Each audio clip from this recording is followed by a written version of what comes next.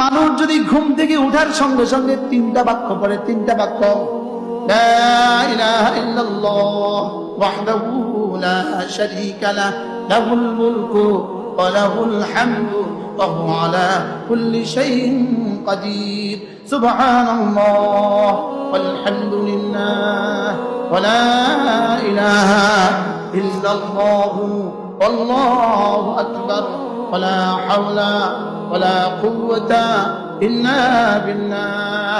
আল্লাহর নবী বলেন এই কালেমাগুলো পড়ে যদি তুমি যেই কোনো দোয়া করবা সব দোয়া কবুল। তাহলে এবার বলেন আল্লাহ আমার বিয়ের ব্যবস্থা করে দাও, আমিন। তাহলে বিয়ে হয়েছে তারা আমিন করছেন, যাদের বিয়ে হয় না আমি তাদের জন্য ধর। এরপরে বলবো আল্লাহ যাদের বিয়ে হয়েছে ছেলে মেয়ে হয় না আমার ছেলে মেয়ে দিয়ে দাও, যাদের ছেলে মেয়ে হয়েছে চাকরি হয় না আমার ছেলে মেয়ের চাকরির ব্যবস্থা করে দাও।